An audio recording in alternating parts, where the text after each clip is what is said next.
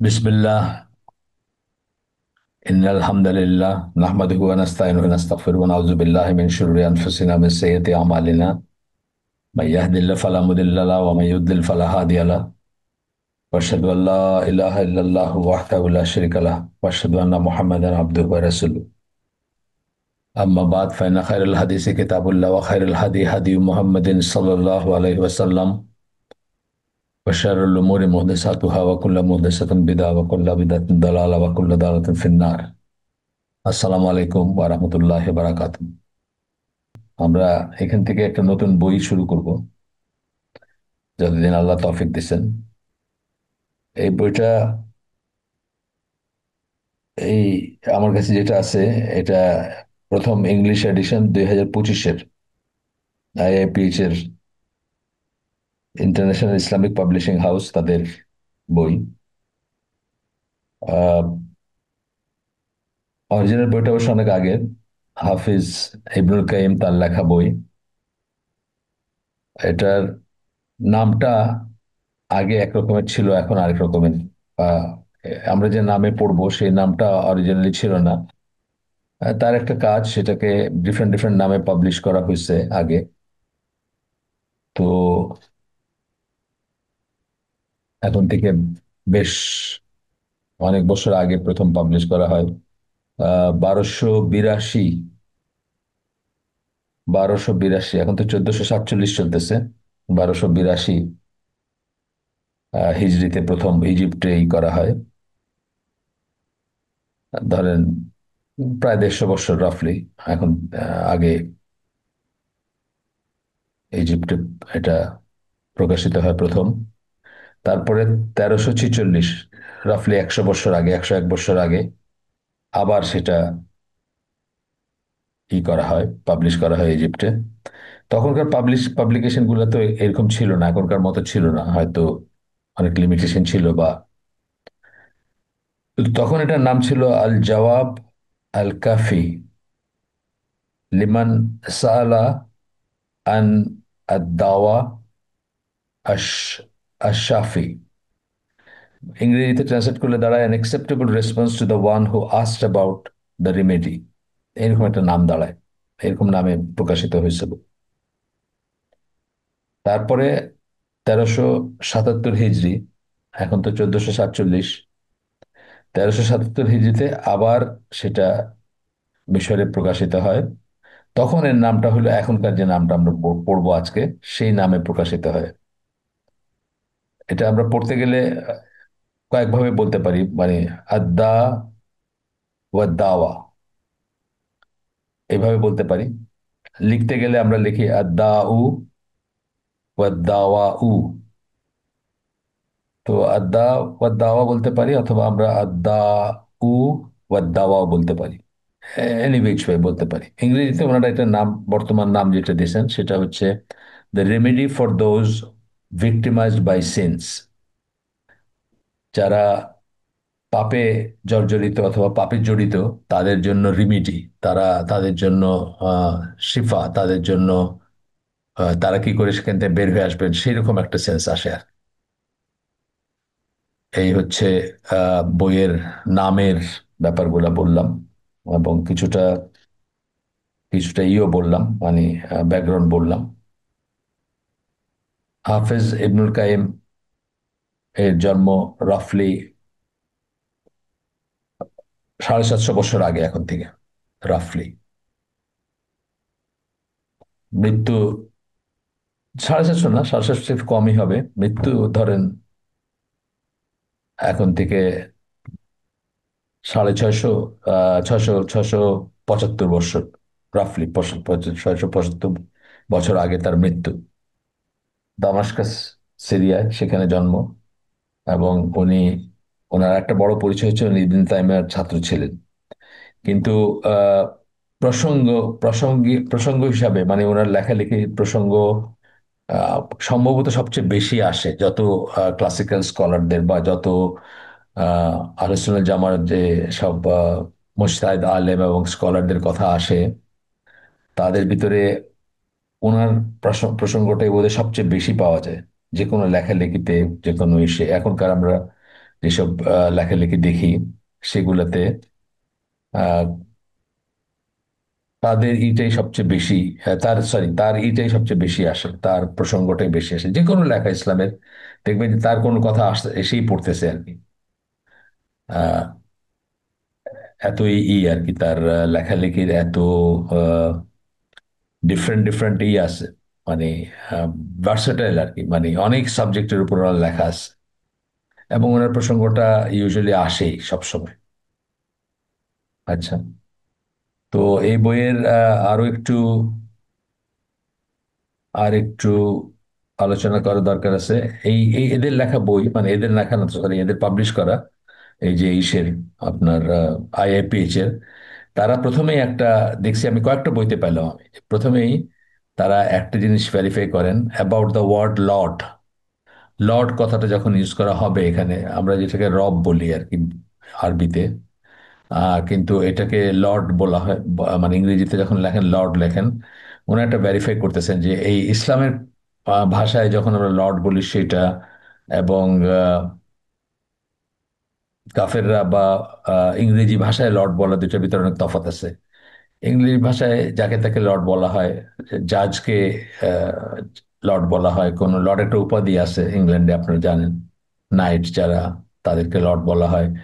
এই ধরনের অনেক ব্যাপার আছে, কিন্তু ইসলামে যখন আমরা লর্ড বলবো, ইসলামী লিটারেচারে যখন লর্ড বলবো, সেটা কেবলমাত্র আল্লাহ এবং আল্লাহর বেলায় প্রযোজ্য, আর কারো ব্যাপারে আমরা এই টার্মটা ইউজ করি না। এটা আমরা মনে রাখবো ইনশাল্লাহ। এটা ওনারা একটু করে দেন প্রথমেই, একটু সবাইকে মনে করায় দেন যে আমরা যখন বলি লর্ড তখন শুধুমাত্র আল্লাহর বেলায় এটা প্রযোজ্য। এটা এটা একটা আর কি, মানে প্রত্যেকটা বইতে আমি দেখছি, আরো আরো বেশ কটা বইতে আমি দেখছি যে সিরিয়াস স্টাডিজ এর বইয়ের আগে ওনারা ইদানিং আহ, দেখি যে এইভাবে করে দেন আপনার, এইভাবে বলে দেন আর কি সব। আচ্ছা, ওনার নামটা, আসল নামটা, আমরা যদি ওনাকে ইবনুল কাইম বলি, ওনার আসল নামটা অনেক বড়। অনেক সময় সেই নামটা হয়তো আপনার জানিও না আপনার, মানে আসল নামে ডাকলে তো আমরা ওনাকে শনাক্ত করতে পারবো না। অনেক বড় একটা নাম, শামসুদ্দিন আবু আব্দুল্লাহ মোহাম্মদ ইবন শায়েক তাকিয়া তাকিউদ্দিন আবু বাকর, এইভাবে অনেক বড় একটা নাম না। ওনাদের অনেকেরই এরকম বড় বড় নাম ছিল। আহ আরো দেখি আমরা অন্যান্য স্কলারদের নামও আসলে আসল নামে হয়তো আমরা চিনবই না তাকে, যাকে আহ ইবন তাইমিয়া অথবা ইবনুল কাইম বলে চিনতেছি। ইবনুল জাউজিরও কিন্তু অনেক বড় একটা নাম আছে, আমরা পড়ছিলাম যখন আমরা ওই যে ডিস্টার্বার অফ দ্য হার্টস যে বইটা, সেটা যখন আমরা পড়ছিলাম তখন ইবনুল জাউজির নামটা আমরা দেখছিলাম যে অনেক বড় একটা নাম ওনার। তো যাই হোক, এটা দিয়ে আহ, মানে প্রথম চ্যাপ্টারটা যেটা শুরু করছেন, তার আগে এই নামটা একটু উল্লেখ করছেন একবার, তারপরে আর করবেন না, তারপরে ইউজুয়ালি ওইটাই করবেন, মানে আপনার ইবনুল কাইম সেই নামেই করবেন। তো আমরা প্রথম চ্যাপ্টারটা শুরু করবো ইনশাআল্লাহ, যেটা উনি বলতেছেন যে প্রথম চ্যাপ্টার বা ইন্ট্রোডাকশন বলতে পারি এটা, যেখানে ওনাকে একটা প্রশ্ন করা হয়েছিল। আহ, সেই প্রশ্নটা প্রথমে দিছেন। প্রশ্নটা ছিল যে what do the esteemed scholars and imams of the religion, may Allah be pleased with them, এই উম্মার যারা বড় বড় স্কলার বা ধারক বাহক, তাদের কথা বলতেছেন যে say about those who are tired with an affliction and know that if it continues it will ruin their worldly life and hereafter। ঠিক আছে, যে মানে তাদের সম্বন্ধে কি বলেন আমাদের স্কলাররা, যারা ফিতনার ভিতরে আছেন, পাপাচারে আছেন, এবং তারা ফিল করেন যে এটা যদি চলতে থাকে তাহলে তাদের দুনিয়া এবং আখিরাত দুটো নষ্ট হয়ে যাবে। তো এই ব্যাপারটা যেমন, এটা এটা আপনার, আমরা অনেকে ফিল করি না, আমরা অনেকে ফিল করি। তো আমি চিনি মানুষকে, আমার সাথে কথা বলেন, আমাকে জিজ্ঞেস করেন নামে বেনামে, ধরেন ফেসবুক ছাড়তে পারতেছেন না, অথবা পর্নোগ্রাফি ছাড়তে পারতেছেন না, অথবা মানে একদম ভাষায় অনেকে জিজ্ঞেস করেন, মানে জীবনটা, মানে উনি মনে করতেছেন ওনার জীবনটা এই এই পথে শেষ হয়ে যাবে। শেষ হয়ে যাবে বলতে দুনিয়া এবং আখিরাত। দুনিয়া তো যাচ্ছেই, ফেসবুকে ধরেন অতিরিক্ত আসক্তি, যাদের দুনিয়ারও কাজ করতে পারে না তারা ঠিক মতো, পর্নোগ্রাফিতে যারা অতিরিক্ত আসক্ত, দুনিয়ারও কিছু করতে পারেন না, দুনিয়াতে অথর্ব, জীবনটা দুর্বিষহ হয়ে যাচ্ছে। আরো নানা রকমের শাখা প্রশাখা আছে, এগুলো যাই হোক, আমরা ওইটা আলোচনা এখন করার দরকার নেই, আমরা পরে করবো মানে উপযুক্ত জায়গায়। কিন্তু এরকম জিনিস হয় যে বুঝতেছেন যে উনি উনি ধ্বংস হয়ে যাচ্ছেন, ওনার আখেরা তো শেষ, কিন্তু সেটাতে বের হইতে পারতেছেন। এই এই এরকম জিনিসগুলো, they have been attempting to resist it by every means. তারা চেষ্টা করতেছেন যতভাবে সেই পাপাচার বা সেই দুরবস্থাটাকে রেজিস্ট করতে, নিজের যে অবস্থা। Yet its intensity and strength only increases, কিন্তু দেখা যাচ্ছে তিনি ইনি আরো বেশি বেশি এটার ভিতরে জড়ায় পড়তেছেন। এটা কিন্তু খুব কমন একটাই। আহ, আমি তো অনেকের, আমি যদিও কাউন্সিলিং এর যোগ্য না, কিন্তু আমাকে অনেকে, অনেক ইয়াং জেনারেশনের অনেক মানুষজন অনেক সময় যোগাযোগ করেন, অনেক সময় কথা বলেন আমার সাথে, নামে বেনামে বললাম তো দুইভাবেই করেন। তো এই বোঝা যাচ্ছে যে তাদের ভিতরে একটা আর্ডেন্ট আছে, মানে তারা বুঝতেছেন তারা ধ্বংস হয়ে যাচ্ছেন, তারা এটা বাইরে হয়ে আসতে চান, কিন্তু তারা পারতেছেন না। তারা আরো বেশি জড়ায় পড়তেছেন এটার ভিতরে। What is the path to removing it? কিভাবে সেটাকে, সেটা থেকে মুক্তি পাবেন বা সেটা জীবন থেকে সরাবেন? What are the means of escaping it? কিভাবে সেটা থেকে পলায়ন করবেন? মেয়ে আল্লাহ, কথাগুলো পরিচিত লাগতেছেন না? যারা শুনতেছেন তাদের কাছেও লাগতেছে হয়তো ছোট, অত অত অত সিভিয়ার অবস্থা না হয়, কিন্তু আমাদের প্রত্যেকের জীবনে কিন্তু এরকম জিনিস আসছে। বই পড়া দেখছি আমি, বই পড়া তো ইউজুয়ালি একটা একটা মানে জিনিস আপনার, আহ, খারাপ কিছু না, একটা অ্যাপ্রিসিয়েবল জিনিস। সেই বই পড়া দেখছি আমি যে এমন ভাবে মানুষ বই পড়তেছেন যে সেটা থেকে বাইরে আসতে পারতেছেন না। মানে বই পড়া বলতে গল্পের বই পড়তেছেন, নেশা, একদিনে একটা দুইটা, একদিনে দুইটা পড়তে হইতেছে, দুইটা পড়তেছেন, একটা পড়ে হইতেছে না, মানে একটু সময় পেলে আবার ভাত খাওয়ার টেবিলে অন্য জায়গায় পড়তেছে। সেটাও কিন্তু মানে, এটা যে সবসময় খুব, আমি যেসব খুব বেশি খারাপ কথাগুলো বললাম সেগুলো হবে এমন কোনো কথা নেই। অনেক সময় একটা মানে অ্যাপারেন্টলি মনে হচ্ছে যে এটা অত অত হার্মফুল না, কিন্তু ওইরকম একটা জিনিসের ভিতরে আপনি মুক্তি চাচ্ছেন যে কিভাবে এখান থেকে বাইরে হয়ে আসবো। এরপরে আপনার এই প্রশ্ন যখন রাখা হয়েছে তখন উনি উত্তর দিচ্ছেন, আল্লাহ করছেন, আল্লাহ আলহামদুলিল্লাহ বলে শুরু করছেন। তারপরে আবু হুরায়রা রাদিয়াল্লাহু আনহু বর্ণনা একটা হাদিস কোট করছেন প্রথমেই। রাসূল সাল্লাল্লাহু আলাইহি ওয়াসাল্লাম বলেন, Allah has not send down a disease without also sending down a cure for it. Allah এমন কোন রোগ, এখানে কিন্তু আমরা ও আচ্ছা, লিটারালি এই এটার মানে কি, আদা, আদা উ বা আদা ওয়াদ্দাওয়া। আদা মানে হচ্ছে যে ডিজিজ, লিটারাল মিনটা আমি বলি নাই, সরি। ডিজিজ ওয়াদ্দাওয়া মানে হচ্ছে তার মেডিসিন। আমরা দাওয়াখানা বলি না, সেই দাওয়াখানা ওইখান থেকে আসছে। দাওয়া মানে হচ্ছে মেডিসিন, আর দাওয়া মানে হচ্ছে আপনার অসুখ। তাহলে সেই অসুখের অসুখ এবং তার, অসুখ এবং তার ঔষধ, এই জন্য আমরা রোগ ও নিরাময় দিছি এটার নাম, আজকের টপিকটার নাম বা এই সিরিজটার নাম। তো প্রথম হাদিসে যেটা পড়লাম বুখারীর হাদিস, সেখানে আল্লাহ রসুল বলতেছেন যে আল্লাহ এমন কোন অসুখ পাঠানি নাই যেটা, মানে কিওর ছাড়া কোনো ওষুধ পাঠান নাই, যেটার কোনো আহ, শিফা, মেডিসিন বা ঔষধ দেন নাই, এমন কোন ওষুধ, অসুখ, রোগ, এমন কোন রোগ আল্লাহ নাজিলই করেন নাই যেটার ওষুধ আল্লাহ দেন নাই। অর্থাৎ প্রতিটি রোগের জন্য আল্লাহ ওষুধ দিয়েছেন। এটা প্রথমে শুরু করলেন কেন? এটা একটা হোপের কথা, এটা একটা আশার কথা। আমরা যে যত খারাপ অবস্থায় থাকি না কেন, এখানে রোগ বলতে ফিজিক্যাল রোগের কথা বলা হচ্ছে না, আপনারা যা বুঝতেই পারতেছেন। পাপাচার বা ওই ধরনের রোগগুলো যেগুলোতে আমরা ইন্ডালজ হয়ে যাই বা ইন্ডালজ থাকি, সেগুলোর কথা বলা হচ্ছে। আহ, রোগ বলতে অন্তরের রোগ, শরীরের রোগ, সবকিছু ইনক্লুড হবে। এই হাদিসটাতে যখন বলা হচ্ছে সবকিছু ইনক্লুডেড এটার ভিতরে। তো বলতেছেন যে রোগ বলে যেটাকে আমরা এই করবো, যেমন অ্যাডিকশন গুলো তো একটা রোগ, এক ধরনেরই। যত রকমের অ্যাডিকশন আছে বা যত রকমের পাপ আছে, সেগুলো তো পাপ পূর্ণ একটা অন্তর বা একটা একে রোগাক্রান্তই মনে করা হয়। আর সুস্থ অন্তরটা পাপ মুক্ত থাকবে, সবসময় থাকে এমন কথা না, বাট পাপ মুক্ত থাকে। তো এই সেন্সটা আসে। এরপরে একটা হাদিস আসতেছে, মুসলিমের হাদিস, জাবির বিন আব্দুল্লাহ রাদিয়াল্লাহু আনহু, উনি বলেন, আল্লাহ রসুল সাল্লাল্লাহু আলাইহি ওয়াসাল্লাম বলেন, there is a medicine for every disease, প্রতিটি রোগের জন্য ঔষধ আছে। when that medicine reaches the disease, যখন সেই ওষুধটা প্রপার হয় এবং সেটা আহ, রোগ রোগ পর্যন্ত পৌঁছায়, অর্থাৎ রোগাক্রান্ত ব্যক্তি পর্যন্ত পৌঁছায় বা রোগ পর্যন্ত পৌঁছায়, তখন কি হয়? when that medicine reaches the disease, it is cured by Allah's permission, আল্লাহর অনুমোদন সাপেক্ষে সেটা, সেই রোগটা নিরাময় হয়। এখানে একটা ছোট্ট আকিদা পয়েন্ট চলে আসলো কিন্তু, খুব ইম্পর্টেন্ট আকিদা পয়েন্ট।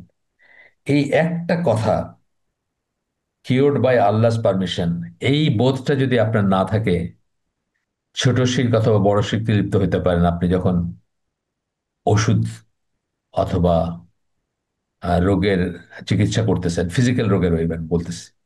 এই কথাটা অলওয়েজ মনে থাকতে হবে, মনে রাখতে হবে। আপনাদের বলছি যে ইসলামিক বিলিফ বলে যে বইটা আমরা অনেক হালকায় পড়ি বা রেকমেন্ড করি, আকিদার বই, সেখানে এই জাদুটোনা এগুলো নিয়ে কথা বলতে গিয়ে, বা জাদুটোনা, জিন বা খারাপ জিন তাদের কথা, এই সমস্ত কথা বলতে গিয়ে শুরুই করছেন যে যে মনে করবে যে তার তার কোনো অনিষ্ট, কোনো জাদুকর, জাদু বা জিন করতে পারবে উইদাউট আল্লাহর স্যাংশন, আল্লাহর অনুমোদন ছাড়া, হি ইজ এ কাফের।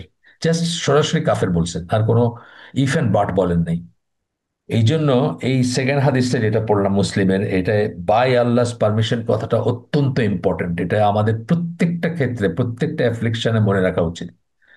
যখনই আমরা বলি যে প্যারাসিটামল খাওয়া মাথা ব্যথা সেরে যাবে বা জ্বর সেরে যাবে, তখনই যেন আমাদের মাথায়, আমাদের এবং যাকে বলতেছি তার মাথায়, অথবা সবাই, সকল মুসলিম, সকল মুমিনের মাথায় বা অন্তরে যেন এটা থাকে যে কেবলমাত্র আল্লাহর অনুমোদনেই এটা হবে। যদি আল্লাহ করেন তাইলেই আপনি রোগমুক্ত হবেন। ঔষধের ইটসেলফ কোনো ক্ষমতা নাই আপনাকে করার। ওষুধকে আল্লাহ সৃষ্টি করছেন, আপনার রোগকে আল্লাহ সৃষ্টি করছেন, আপনাকে আল্লাহ সৃষ্টি করছেন, এবং আল্লাহর কতগুলো সুন্নাহ আছে সেই হিসাবে, সাবাব বা কার্যকারণ হিসাবে আল্লাহ এই ওষুধটাকে এই রোগের জন্য সৃষ্টি করছেন, নির্ধারণ করছেন। এবং তারপরেও ভালো হইতে হলে আল্লাহর অনুমোদন লাগবে, এই বোধটা অত্যন্ত ইম্পর্ট্যান্ট। এবং এই একটা, এই ছোট্ট কথাটা, বাই আল্লাহস পারমিশন, এই হাদিসটা মানে আহ, এটা এটা সহকারে আপনার বোধটা এবং ছাড়া বোধটা আকাশ পাতাল তফাৎ হয়ে যাবে আপনার আকীদায় বা আপনার আপনার স্ট্যাটাসে। আপনি হয়তো মুশরিক হয়ে যেতে পারেন জাস্ট এই একটা জায়গায় যদি আপনি মনে না রাখেন যে বাই আল্লাহস পারমিশন। আচ্ছা, এরপরে ওসামা ইবনে শারিক, তার তার বর্ণনায় একটা হাদিস আসতেছে। এটা অনেকখানে আছে, বুখারীতে আছে, আহ আল আদাব আল মুফরাদ, সেখানে বুখারীর সেই বইতে আছে। আহমদ আল Humaid,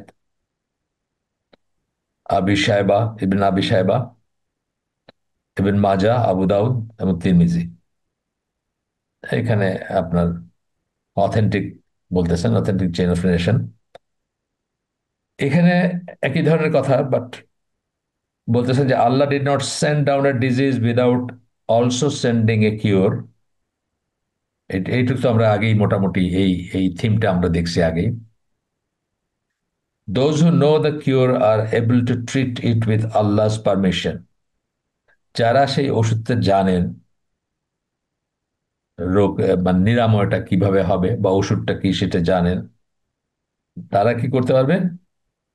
those who know the cure R able to treat it with আল্লাহস permission, আল্লাহর অনুমতি সাপেক্ষে, অনুমোদন সাপেক্ষে যারা ওষুধটা জানে তারা ট্রিট করতে পারবে। আবার কিন্তু এই কথাটা আসলো এটা যে কোনো ওষুধের বেলায়, যে কোনো ডাক্তারি বিদ্যার বেলায়, যে কোনো চিকিৎসার বেলায় সার্বক্ষণিকভাবে আমরা মনে রাখবো, এবং উল্টাটাও যে কোনো অ্যাফ্লিকশনের বেলাও আমরা মনে রাখবো যে একজন জাদু কর বা একজন কালা জাদু, যেটা বলি আমরা ব্ল্যাক ম্যাজিক বা জিন, আমাদের কোনো অনিষ্ট করতেছে, জিনিসটা খারাপ, কিন্তু আল্লাহর অনুমোদন ছাড়া সেটা করতে পারতো না, সেখানেও আল্লাহর একটা অনুমোদন আছে। তার মানে এটা না যে আল্লাহ সেটা চাইতেছেন, বা তার মানে এটা না যে আল্লাহর পছন্দনীয় জিনিস সেটা কিন্তু আমরা মনে রাখবো, সেটা না কিন্তু ব্যাপারটা। কিন্তু তার অনুমোদন লাগবে, এই জন্য আমরা বলি যে যে কোনো জিনিস যেটা পাস্ট হয়ে গেছে, এটা একটা আকিদার পয়েন্ট, যে যেটা পাস্ট হয়ে গেছে, ধরেন আজকে সকালে আমরা লগ ইন করছি, এখানে পাস্ট হয়ে গেছে, এটাতে আল্লাহর অনুমোদন ছিল, তা নাহলে এটা হইতে পারতো না। এবং সেই জন্য যে জিনিসটা হয়ে গেছে বা পাস্ট হয়ে গেছে, সেটাকে প্রিডেস্টিন বা প্রিডেস্টিনেশন হিসাবে বা কদর হিসাবে কনসিডার করা উচিত, এবং সেটার জন্য আফসোস করা উচিত না যে ইস, এটা না হলে ওইটা হইতো, বা এটা না হলে ওইটা করতাম। এই এটা না হলে ওইটা হইতো ব্যাপারটা একসময় একদম কুফর বা শিরকের পর্যায়ে চলে যায়, যদি ডিপেন্ডিং অন আপনি কি মনে করতেছেন তার উপরে। এটা আমরা মনে রাখবো ইনশাআল্লাহ। আচ্ছা, এরপরে এগুলো কিন্তু সব হাফিজ ইবনুল কাইম উত্তর দিতেছেন, তাকে যখন জিজ্ঞেস করা হয়েছিল সেটার উত্তর দিতেছেন, উত্তরে এই জিনিস দলিলগুলো মেনশন করতেছেন, ABCD দলিল মেনশন করতেছেন। আচ্ছা, এরপরে আরেকটা হাদিস আসতেছে, এটা একটা বড়। আল্লাহ রাসূল বলেন, Allah has not send down a disease without also sending down a cure or medicine for it, except for one disease. একটা ছাড়া আর সকল রোগের জন্য আল্লাহ নিরাময় দিছেন, মেডিসিন দিছেন, ওষুধ দিছেন। এমন কোন ওষুধ, এমন কোন রোগ আল্লাহ দেন নাই যেটার জন্য ওষুধ দেন নাই, এক্সেপ্ট ওয়ান, একটা ছাড়া। মানুষজন জিজ্ঞেস করলো সেটা কি, হোয়াট ইজ ইট? তিনি বললেন, ওল্ড এজ, অর্থাৎ বার্ধক্যে যে সমস্ত জিনিসগুলো, বার্ধক্যজনিত যে রোগগুলো হয়, সেগুলা ধরেন আপনার দিকে হইতেই থাকবে, এটার কোনো, এটা এটা আপনি ডিলে করতে পারেন আল্লাহর ইচ্ছায়। আহ, কিছু কিছু জিনিস আছে, যেমন ধরেন আপনি এক্সারসাইজ এর উপর যদি থাকেন তাহলে আপনি সচল থাকবেন, বা আরো ব্যাপার স্যাপার আছে। কিন্তু এটাকে মানে করার কোনো উপায় নেই, বার্ধক্যকে আপনি বাইপাস করে যাবেন, বার্ধক্যর ব্যাপারগুলো, এটার কোনো রাস্তাই নেই, এটি সুন্নাহ। এইটা বললেন।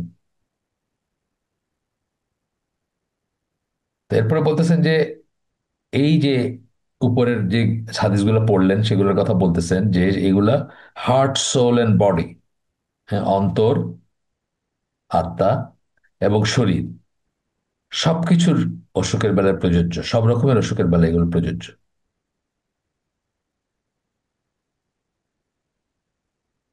এবং সেগুলোরও কিওর, যত রকমের কিওর হতে পারে সেগুলোর বেলায় প্রযোজ্য, এই কথাগুলো যে আমরা পড়লাম, কত কটা হাদিসে, যে কটা হাদিস পড়লাম আর কি।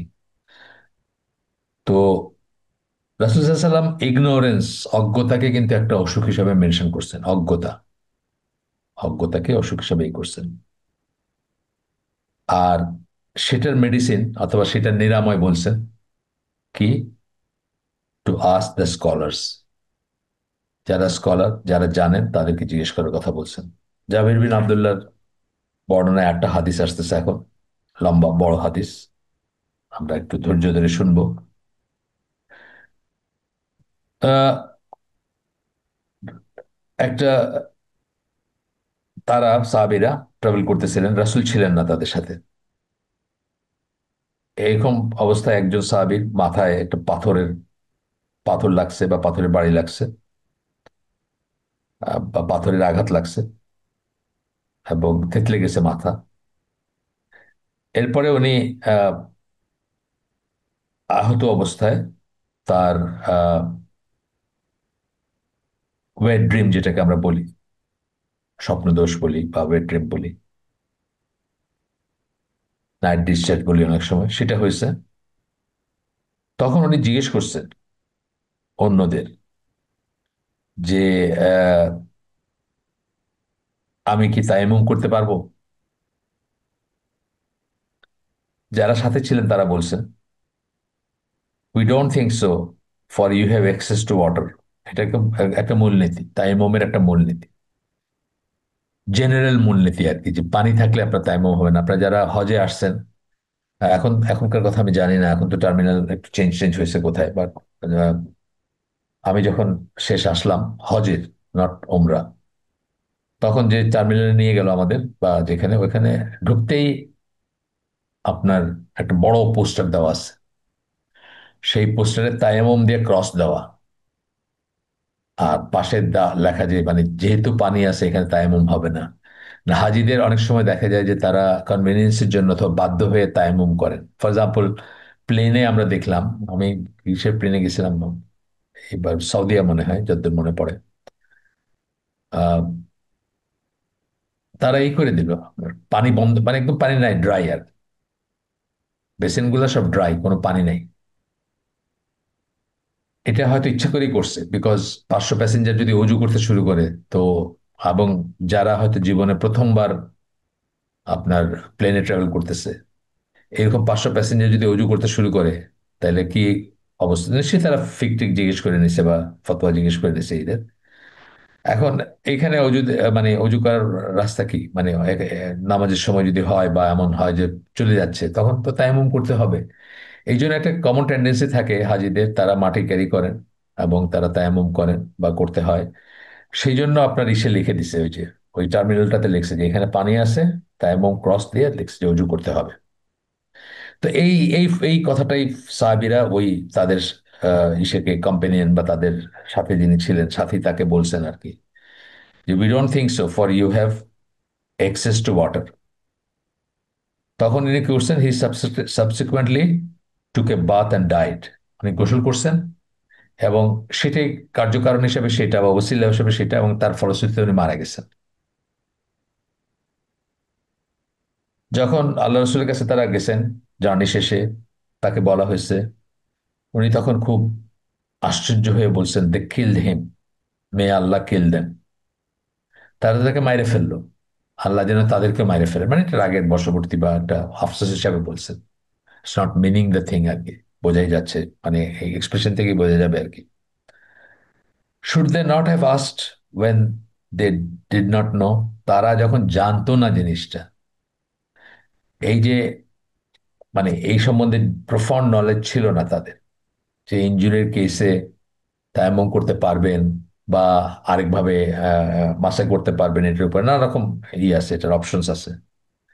কখনো তায়াম্মুম এবং অজু দুটাই করতে হয় এরকম আছে, এরকম অপশনও আছে। আর কখনো শুধু ওই ওই জায়গাটার উপর মাসে করলে হয়। আবার কখনো আহ এটা আছে, যদি ব্যান্ডেজ থাকে তাহলে মাসে করলে হয়, কিন্তু ব্যান্ডেজ না, অথচ আপনি সেটার উপর পানি বা ভেজা হাতও করতে বুলাইতে পারবেন না, এরকম ব্যাপারে আলাদা আলাদা ফিক আছে। যে আপনি উজু করবেন ওই জায়গাটুক ছাড়া, যদি ওটা উজুর অংশ হয়, তারপরে আপনি আবার তায়াম্মুম করবেন। তো এইসব আছে, যাই হোক, আপনার ডিটেলস দেখে নেন পরে। কিন্তু এটা জানার ব্যাপার আছে, সোজা কথা, জানার ব্যাপার আছে। তো তখন বলতেছেন যে তারা কাউকে জিজ্ঞেস করলো না কেন, যে জানে তাকে জিজ্ঞেস করলো না কেন। বোঝা যাচ্ছে যে হয়তো বড় একটা গ্রুপ ছিল, একটা অংশে ঘটনাটা করছে, অন্য অংশে তো আরো কেউ ছিলেন যিনি আননলেজেবল ছিলেন, তাকে জিজ্ঞেস করা যাইতো, কিন্তু সেটা তার করেন নাই। তো সেই জন্য হয়তো আহ এইভাবে বলতেছেন আল্লাহ রসুল সাল্লাল্লাহু আলাইহি সাল্লাম, asking is the only cure for ignorance. এই যে ইগনোরেন্স আসলো কথাটা, অজ্ঞতা, অজ্ঞতাও একটা রোগ, এবং সেটার কিওর কি, সেটার শিফা কি, সেটার নিরাময় কি, সেটার নিরাময় হচ্ছে জিজ্ঞেস করা। It would have been sufficient to perform dry ablution, রসুল বলতেছেন কথাগুলা, wrap a cloth around his injury, মানে ব্যান্ডেজ যদি থাকতো ইঞ্জুরির উপরে, অ্যান্ড ওয়াইপ ওভার ইট, এবং তার উপরে মাসে করলে হইতো, and then wash the reminder of his body. ওনার যেহেতু গোসল গোসল ফরজ ছিল, বাকি শরীরটা, ইঞ্জুরির জায়গা ছাড়া বাকি শরীরটা ওয়াশ করলেই হইতো। এটা আবু দাউদ এর হাদিস, অথেন্টিক চেনে আসছে। শেষ। এরপরে আল্লাহ রসুলাম এইখানে বা অন্যত্র আল্লাহ রসুলাম বলতেছেন যে আমাদের অজ্ঞতা হচ্ছে একটা রোগ, আর যার ওষুধ হচ্ছে বা নিরাময় হচ্ছে জিজ্ঞেস করা। এরপরে কোরআনের দিতেছেন, কোরআনের রেফারেন্স দিচ্ছেন। সূরা ফুসসিলাত 41 নম্বর সূরা 44 নম্বর আয়াত, আল্লাহ বলতেছেন, if we had made it a Quran in a non Arabic language, আমরা যদি এই কোরআনকে অনারব ভাষায় নাজিল করতাম বা আহ, পাঠাইতাম, দে উড হ্যাভ সেড, তারা বলতো, why have its verses not been made clear in Arabic, in অ্যারাবিকটা ব্যাকেটে, মানে এই আয়াতগুলোকে কেন আমাদের কাছে পরিষ্কার করা হলো না। তার মানে আরবরা তো বুঝতো না সেটা, সেটা বলতো আল্লাহ, সেটা বলতেছেন যে যদি আমরা অন্য কোনো ল্যাঙ্গুয়েজে নাজিল করতাম তাহলে তারা বলতো যে কেন আমাদের কাছে পরিষ্কার করা হলো না, অর্থাৎ আরবিকে কেন নাজিল করা হলো না। Why in a non Arabic language, একটা অনারব ভাষায় কেন নাজিল করা হয়েছে। ওয়েন হি, ব্র্যাকেটে দ্য প্রফেট, ওয়েন হি মানে রাসূলের কথা বলতেছেন, যখন তিনি, ইজ এন আরব, রাসূল যখন একজন আরব, তাহলে অনারব ভাষায় কেন এটা নাজিল করা হলো। Say, it is for those who believe guidance and healing. বলো, এটা এটা মানে কোরআন, যারা বিশ্বাস করে তাদের জন্য হিদায়াত এবং শিফা, একদম শিফা কথাটাই ইউজ করছেন এখানে আল্লাহ। কোরআনে বহু জায়গায় করছেন, কোরআনকে শিফা হিসাবেই করছেন, আহ মেনশন করছেন, অনেক জায়গায় আছে। আমরা একটা পড়লাম, আরেকটা পড়বো এখন, কিন্তু অনেক জায়গাতে এটা আছে। এরপরে একটা আয়াত কোট করতেছেন, সূরা ইসরা, আল ইসরা 17 নম্বর সূরা 82 নম্বর আয়াত, we send down in the Quran that which is healing and mercy for the believers. আমরা কোরআনে নাজিল করছি সেসব বা সেটা যা বিশ্বাসীদের জন্য মার্সি, মার্সি মানে রাহমা, এবং শিফা, হিলিং, শিফা, শিফা ইউজ করছেন কথাটা, এবং রাহমা, রহমত যেটাকে আমরা বলি সেটা। তারপরে বলতেছেন, the entire Quran is a healing and mercy for the believers, as Allah states in the above verse, it cures the hearts of the diseases of ignorance and doubt. পুরা কোরআনই হচ্ছে বিশ্বাসীদের জন্য রহমান, রাহমা এবং শিফা। কোরআন কি কিউর করে? Diseases of ignorance and doubt, দুটো জিনিস বললেন এখানে। আরো আরো অন্যান্য ব্যাপার বলবেন হয়তো অন্যত্র, এখানে দুটো জিনিস বললেন। একটা বললেন যে ইগনোরেন্স, অজ্ঞতার যে রোগ সেটা সারায়। আরেকটা বললেন কি? ডাউট। এটাও খুব ইম্পর্টেন্ট কিন্তু। যারা, আলহামদুলিল্লাহ, মানে আমরা অনেক সময় গ্রোয়িং আপ, এই যে আমরা যখন বড় হচ্ছি, বা আপনাদের ভিতরে যারা জীবনের কোন একটা ফেজে হয়তো কোন একটা জিনিসে খটকা লাগছে, মনে হয়েছে যে আল্লাহ এটা এরকম ভাবে বললেন কেন, বা এটা এরকম কেন, এটা তো এরকম না, এরকম হওয়ার কথা না, বা এটা ঠিক আমার লজিকে, মানে আমার আমার যুক্তিতে কুলাইতেছে না, বা আমার যুক্তি বলতেছে না যে জিনিসটা কারেক্ট, এরকম হইতে পারে কখনো আপনাদের মনে। কিন্তু সেটার কিন্তু বেস্ট কিওর হচ্ছে, এই যেভাবে বলছেন, আমার নিজের লাইফের কথা আমি বলতেছি সেখান থেকে, বেস্ট কিওর হচ্ছে কোরআনের কাছে সেটার কি বুঝতে চাওয়া, অথবা যারা বুঝে তাদের কাছে গিয়ে কোরআন বুঝতে চাওয়া। আমার নিজের লাইফ এটা হয়েছে। এবং এরপরে এক সময় যেটা হয়েছে যে এমন একটা অবস্থা আসছে আমার অন্তরের বা আমার ভিতরে, যে আমি যখন একটা কোরআনের আয়াত পড়ি, বা সেটার এক্সপ্লেনেশনটা পড়তেছি বা সেটার তাফসীরটা পড়তেছি, আমি রেডিলি ফিল করি যে এটা আল্লাহ ছাড়া কারো কাছ থেকে আসে নাই। এক নাম্বার, মানে ডাউটের উল্টাটা আমি বলতেছি। দুই নাম্বার হচ্ছে যে আমি আপনার, দেখা গেছে যে যখন ওটা নিয়ে ঘাটাঘাটি করতেছি, গবেষণা করতেছি, আরো জানতে চাইতেছি, সেই পথ ধরে কিন্তু আমার একটা খটকা লাগা ব্যাপার চলে যাচ্ছে। আমি আপনাকে আগেও তো বলছি যে দুই একটা ব্যাপার নিয়ে আমি তো অন্য মানুষের কাছে গেছি রীতিমতো, মানে আমি ঘুমাইতে পারিনি রাত্রে। একটা একটা ঘটনা বলি, সেটা এইটিজ এর সম্ভবত, এইটিজ এর, মিড এইটিজ বা ওইরকম সময়ের হবে। এই যে সূরা মারিয়ামের একটা আয়াত আছে না, হারুনের বোন যেখানে ইসাকে বলছেন, মারিয়ামকে তার লোকজন, তার উনি যখন বাচ্চা কোলে নিয়ে লোকালয়তে আসলেন, তখন কি বলছেন? হারুনের বোন, হে হারুনের বোন, তোমাকে তো আমরা এরকম জানি না, বা তুমি তো এরকম পরিবারের না, বা এরকম ব্যাকগ্রাউন্ডের না, মানে তুমি বাচ্চা কই থেকে আসলো আর কি, এটা প্রশ্নটা আর কি। এটা নিয়ে ওয়েস্টার্নাররা খুবই করে। ওয়েস্টার্ন কাফের যারা মুসলমানদেরকে কাফের বানানোর মিশনে আছে, তারা কিন্তু এটা নিয়ে খুব আহাহু করে। বলে যে মোহাম্মদ সাল্লাহ সাল্লাম জানতেন না, ক্রোনোলজি জানতেন না, ইতিহাস জানতেন না, যে জন্য হারুনের বোন বলে কোরআনে এটাকে মেনশন করা, উনি উনি মানে মরিয়মকে হারুনের বোন বলে মেনশন করছেন। দেখেন, এই একটা জিনিস যদি আপনার ভিতরে এই রোগটা থেকে যায়, তাহলে এর ইমপ্লিকেশন কি? আপনি প্রথমত মনে করতেছেন যে মোহাম্মদ সাল্লাহ সাল্লাম এটা লিখছেন, এটাই বলতে চাচ্ছে তারা।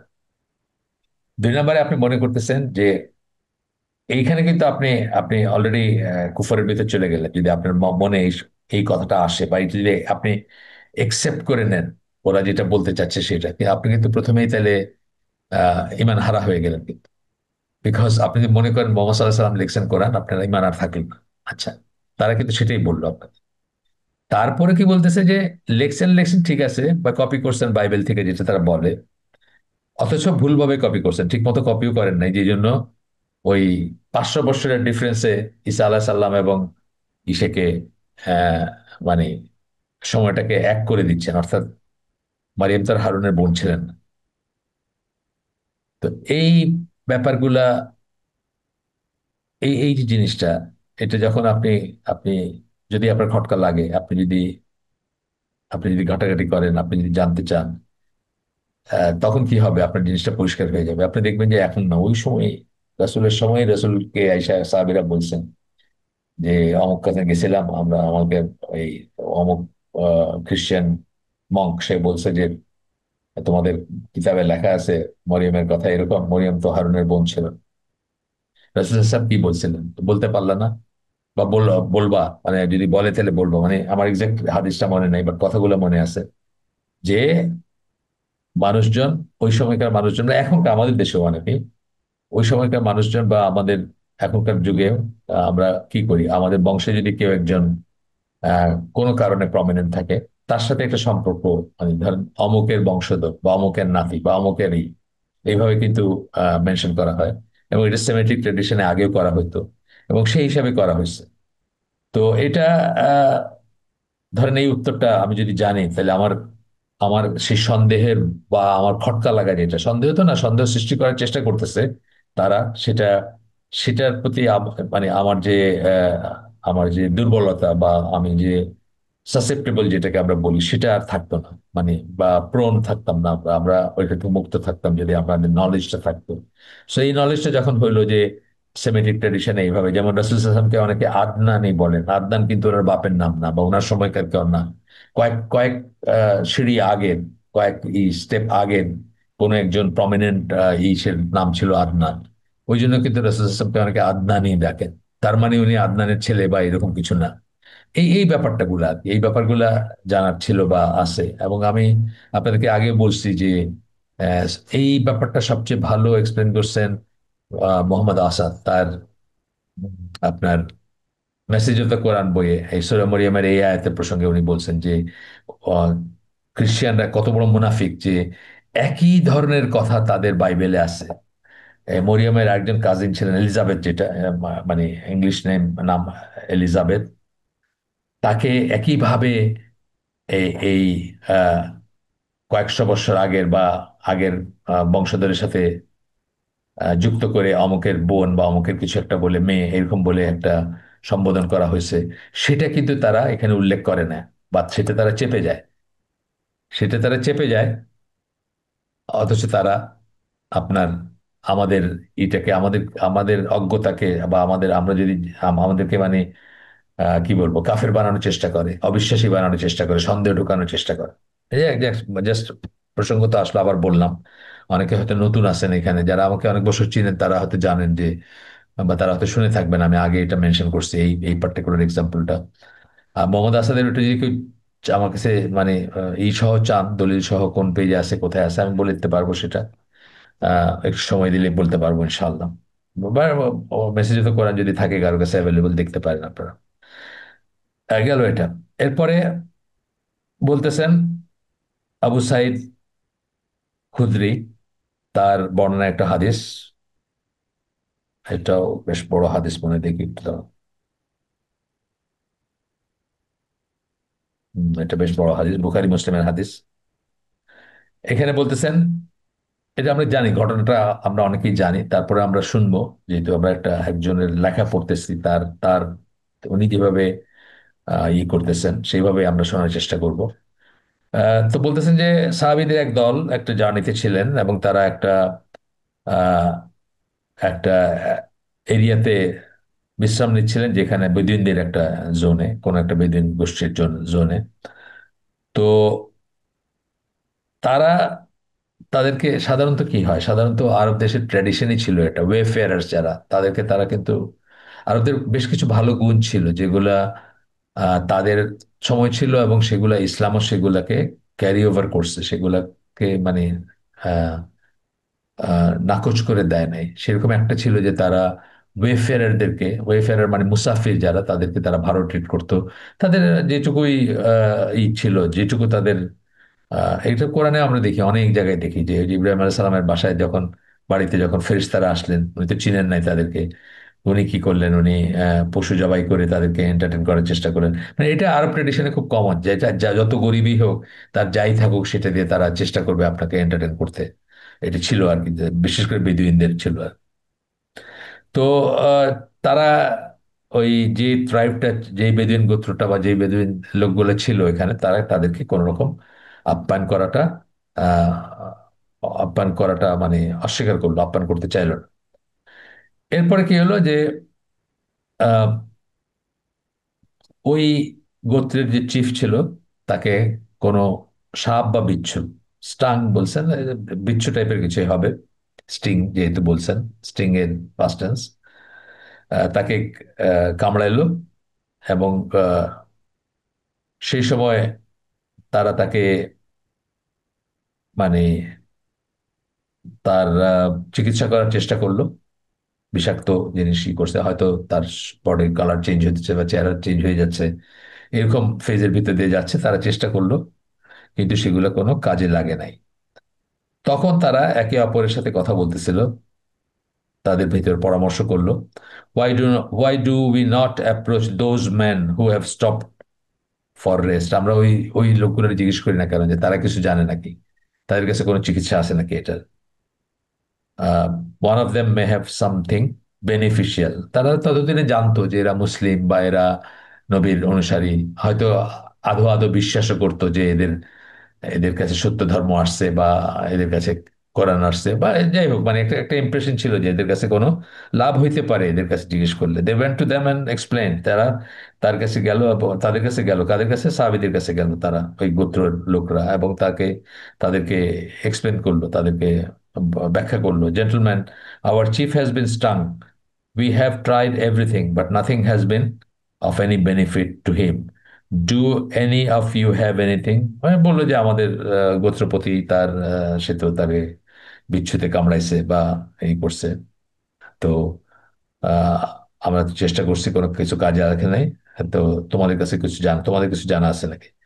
ওয়ান অফ দেম রিপ্লাইড, মানে সাহাবীদের একজন, উনি উত্তর দিলেন, ইয়েস বাই আল্লাহ, হ্যাঁ, ওয়াল্লাহি বলেন না, ওরা তো আসলে কথায় কথায়, মানে এটা একটা ছিল, এখনো আছে তাদের ভিতরে, ওয়াল্লাহি বলবে কথায় কথায়, মানে আল্লাহর কসম, মানে এটা ওই সেন্সে একদম শপথ নেওয়া কসম না হইলেও, মানে আল্লাহর নামে বলতেছি, এরকম একটা সেন্স আসে সবসময় আর।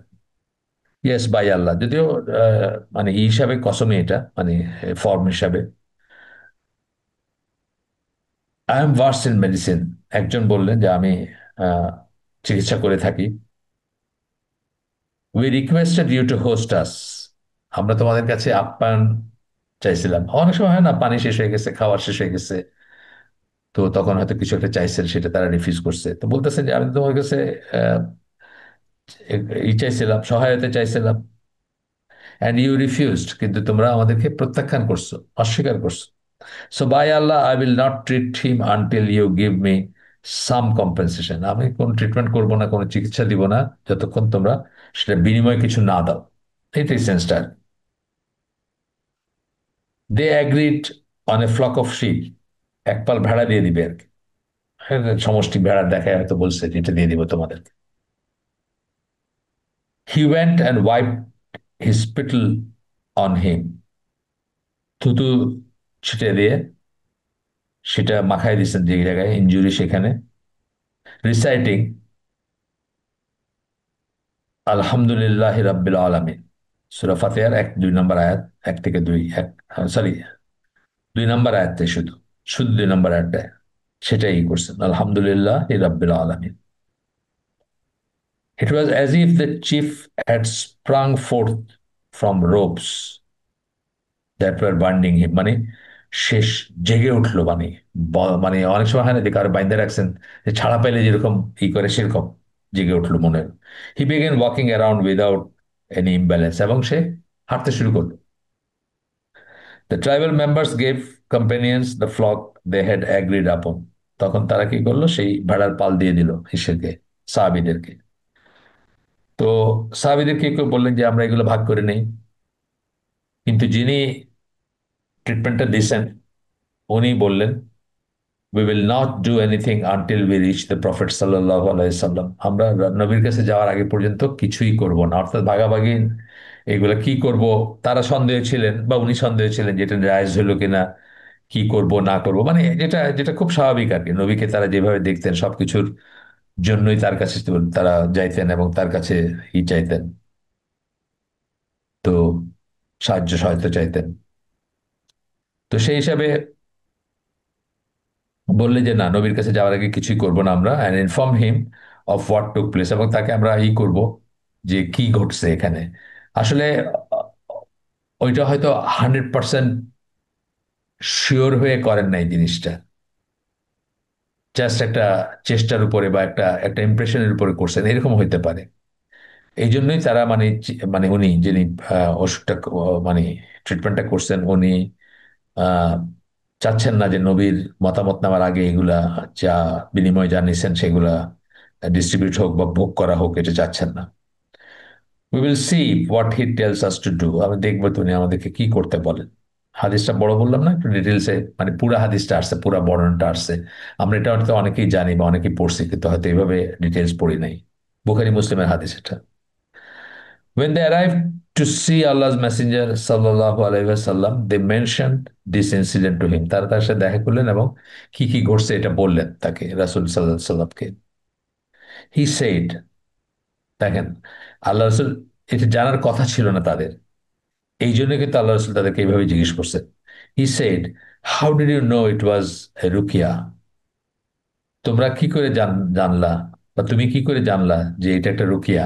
রুকিয়া মানে যখন আমরা ঝাড়ফুঁক, জায়েজ ঝাড়ফুঁক গুলা করি বা যেটার মাধ্যমে আমরা ট্রিট করার চেষ্টা করি, এই রুকিয়া, এই এইটা একটা দলিল, এই হাদিসটা একটা দলিল যে রুকিয়া করে যারা পয়সা নেন তারা উত্তম না হলেও জায়েজ, সেটা উত্তম না সেটা আমরা দেখবো।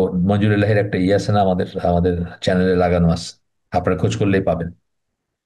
একটা রুকিয়ার উপর, একটা হিজামার উপর করছেন উনি, এবং দুইটাই প্রফেশন হিসাবে বা আর্নিং হিসাবে উত্তম না, কিন্তু জায়েজ। তো এটা একটা দলিল, এই পার্টিকুলার হাদিসটা একটা দলিল যে রুকিয়া করে পয়সা নেওয়া বা বিনিময় নেওয়াটা যে জায়েজ।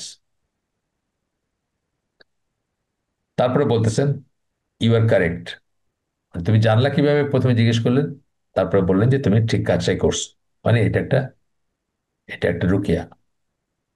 Divide the flock and include a share for me, তোমাদের ভিতর ভাগ করে নাও আর একটা অংশ আমাকে দিও, আমার জন্য দিও, নির্ধারণ করো। যেহেতু উনি ওই ইসের আমির, সাহাবীদের আমির না উনি, গোত্রপতি, ওদের ওদের যেরকম গোত্রপতি, উনি সাহাবীদের আমির, সেই হিসাবে এটা যে কোনো ট্র্যাডিশনে দেখবেন আপনি যে যে কোনো আগের, আরো আগের যদি ধরেন গোত্রের কোনো ব্যাপার, কোনো অ্যাচিভমেন্ট, কোনো গনিমত, কোনো শিকার বা কোনো প্রাপ্তি, সেখানে দেখবেন যে অলওয়েজ গোত্রপতির একটা শেয়ার থাকবে।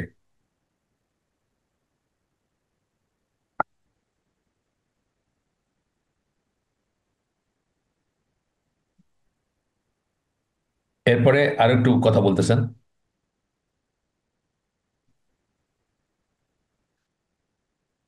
আরো আরো আরো একটু বলতেছেন, লেখক বলতেছেন এখন, হাফিজ ইবনুল Qayyim, this medicine treated the disease and removed it such that it seemed it had never afflicted the chief. এটা এমন ভাবে তার কষ্টটা দূর করে দিল যে মনে হলো এটা কোনো ছিলই না।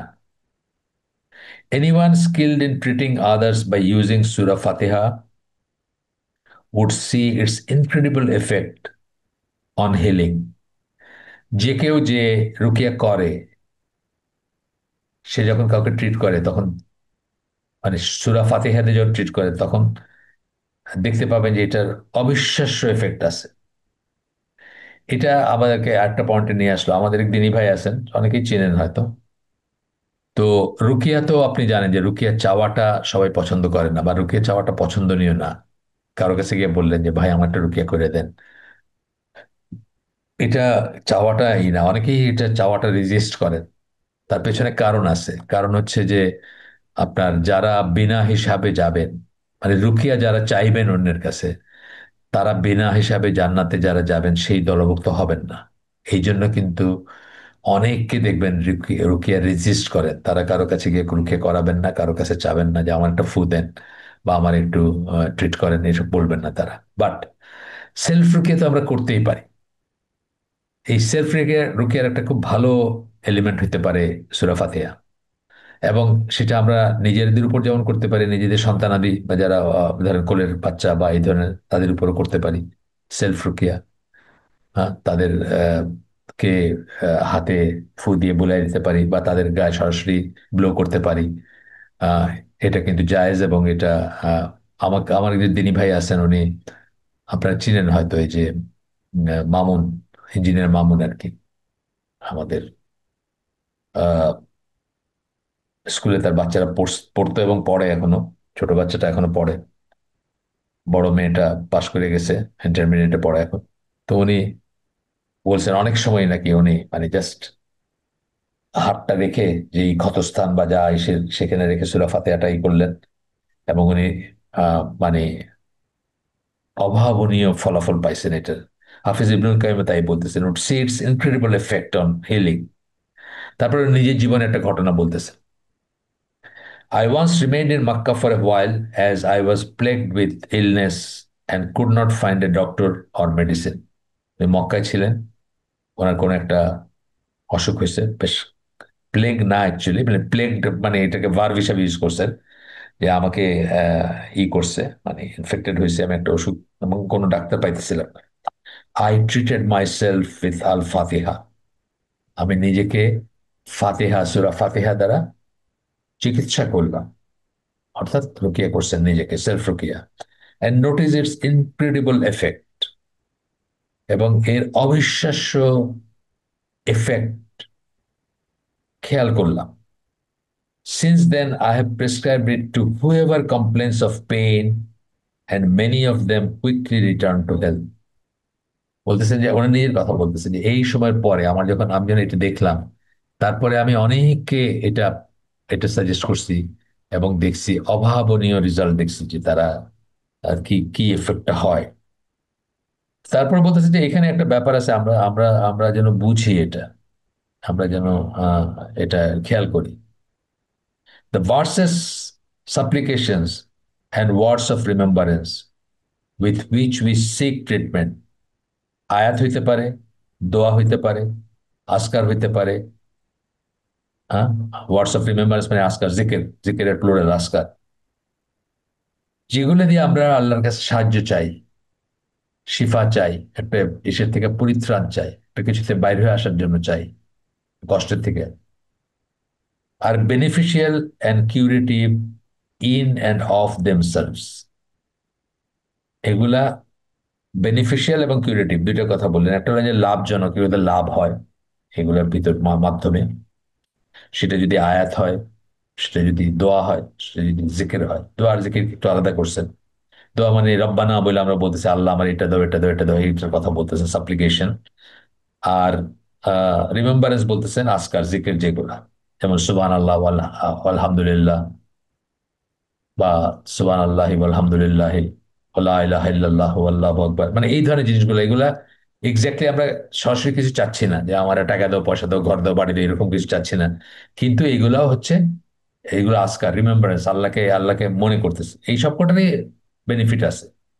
তো বলতেছেন যে এগুলা কিউরেটিভ এবং বেনিফিশিয়াল, বেনিফিশিয়াল এবং curative. Still, their effectiveness is contingent upon the suitability of the place as well as the doer's strength and zeal. খুব ইম্পর্টেন্ট কথা বলছে।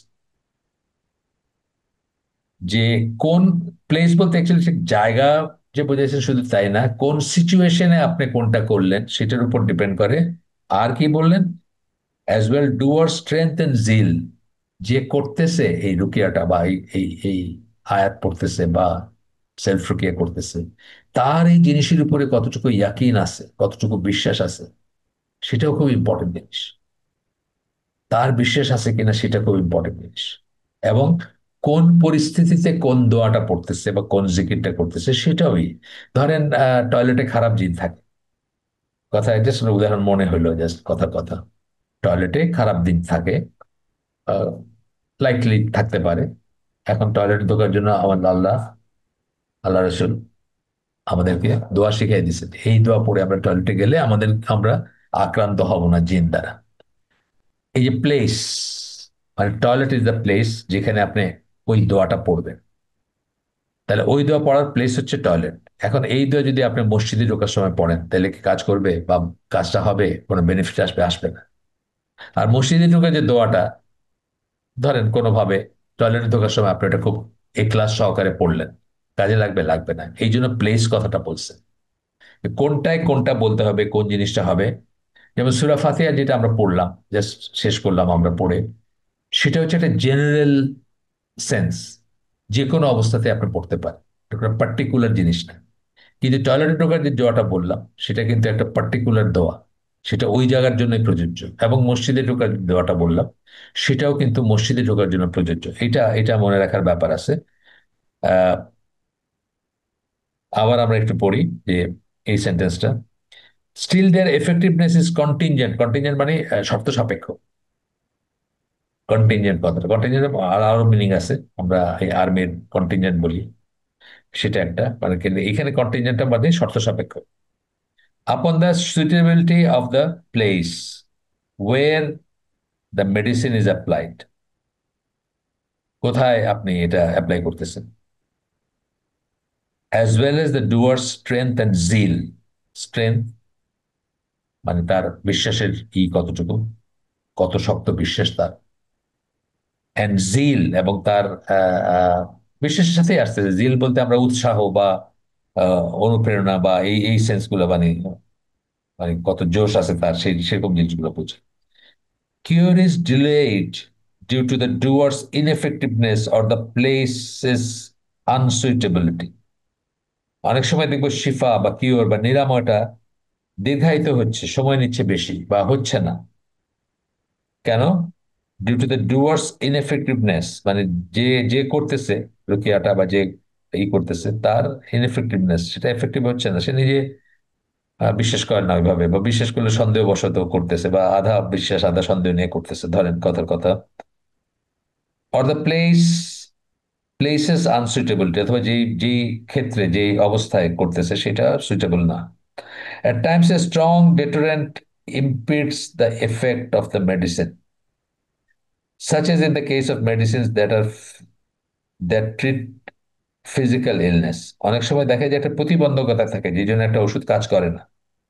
ঠিক আছে, অনেক প্রতিবন্ধকতা থাকে। ধরেন আপনি আপনি যে দেখবেন যে অপিওয়েড বলে একটা জিনিস আছে না, এগুলা আরেকটা মেডিসিনের সাথে খেলে মানুষ মারা যেতে পারে। ঘুমের ওষুধ আছে কিছু, সেগুলোর সাথে অপিওইড যদি হয় মানুষ মরে যেতে পারে। কোথায় ভালো হবে, উল্টা একটা ক্ষতি হয়ে যেতে পারে, এই ধরনের থাকতে পারে, প্রতিবন্ধকতা থাকতে পারে। ইম্পিডেন্স বা ইম্পিডস কথাটা প্রতিবন্ধক সেন্সে আসে, কথাটা বলা হয়। Its failure could also be due to the body not responding well to, or some strong deterrent getting in the way of its effectiveness. একটা হতে পারে যে শরীর মানে রেসপন্ড করতেছে না, প্রতিক্রিয়া হচ্ছে না শরীরে, এই মেডিসিনটা এমক শরীরে এফেক্টিভ না। অনেক দেখবেন আপনার, এই জন্য কি করে ডাক্তাররা, কি করে, আপনার অ্যান্টিবায়োটিকের গ্রুপ আছে, একটা দিল আপনাকে এই অ্যান্টিবায়োটিক খান, কাজ হলো না, চেঞ্জ করে আটটা দিল। মানে এটা কোনো কারণবশত কোনো ডিটারেন্ট আছে আছে বা ইনি ইনি ইমিউন হয়ে গেছেন, এত খাইছেন এই অ্যান্টিবায়োটিক যে ওনার আর এটা কাজে লাগবে না, এখন আটটা দিতে হবে। এরকম এই সমস্ত ফ্যাক্টর গুলো আসে। তো আমরা আমাদের আজকের আয়োজন এখানে শেষ করে দেব। আমাদের প্রথম পর্বটা ছিল এটা, ইনশাল্লাহ এটা চলবে। সুবহানাক আল্লাহুম্মা ওয়া বিহামদিকা আশহাদু আল্লা ইলাহা ইল্লা আনতা আস্তাগফিরুকা ওয়া আতুবু ইলাইক। আমরা যে শুনলাম তার মধ্যে ভালো কিছু শুনে থাকলে সমস্ত প্রশংসা আল্লাহর, আলহামদুলিল্লাহ। খারাপ কিছু শুনে থাকলে সমস্ত ব্যর্থতা আমার এবং শয়তানের তরফ থেকে। আল্লাহ আমাদেরকে তৌফিক দিন যে ভালো শুনলাম তার উপর আমল করার। আসসালামু আলাইকুম।